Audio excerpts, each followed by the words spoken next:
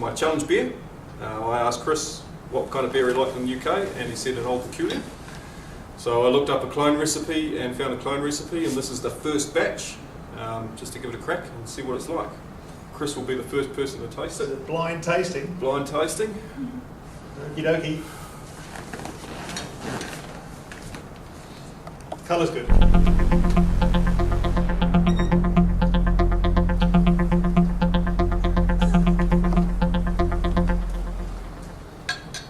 Smells like beer.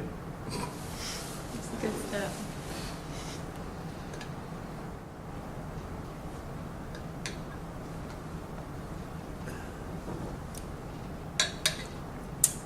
I'm going to go back in my head to old Peculier days in the UK. Old Peculier days.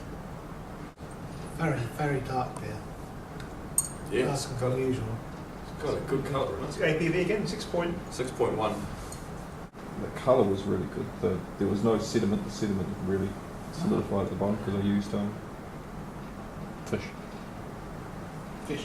Yeah. Fish. Inglas Ah. stuff, which is the UK Yep. thing to use for conditioned bottles. So.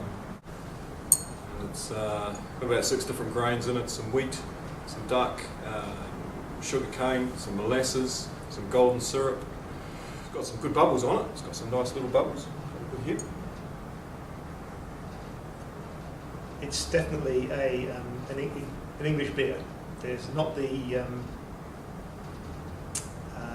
IPA-ness of most New Zealand beers. Not that, yeah. Hasn't got the hops in it, Yes. has it? Yeah. It's got A a very fruity, caramelly smell. That's a good effort.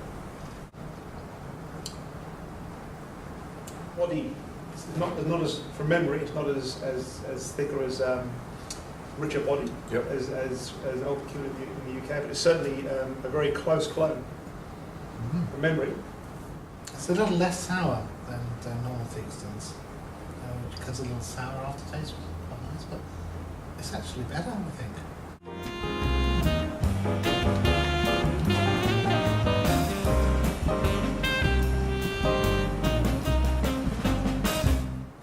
This has been bottle conditioned for 3 weeks. It's good, it's the right temperature as well, so you haven't put it in the fridge. Yeah, I had it in the fridge today. I took it out. I took it out of the fridge at 3 o'clock to give it a couple of hours to Yes. cool down. It's bitter. The bitter's still there. Just a little bitter, but not a lot. No. It's just much less than a lot of old beers.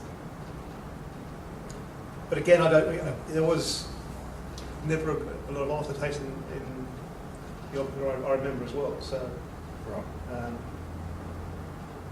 I said there's a trait over here though. I know the beers over here there is a lot of aftertaste, Yep.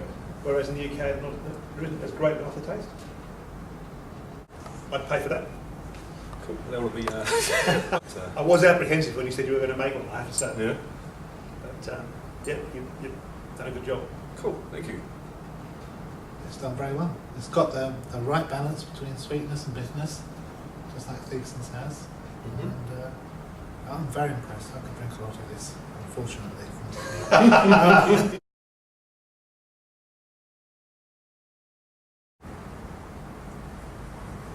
I think the aftertaste could do with a bit of work. I agree. Just. Just a tweaking there. And what kind of taste? What kind of note did come through on it? A bit of a peat. Yeah, and just a bit more of the bitterness to come Yep. through.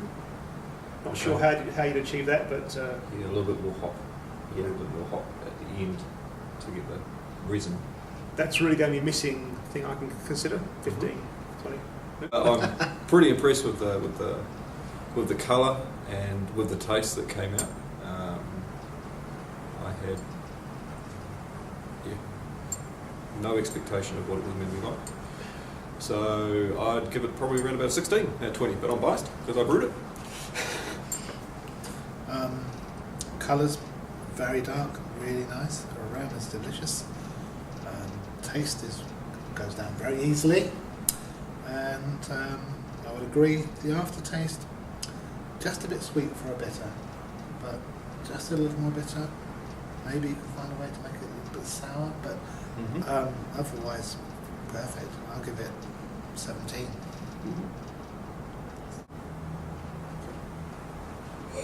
Yum yum. Very good.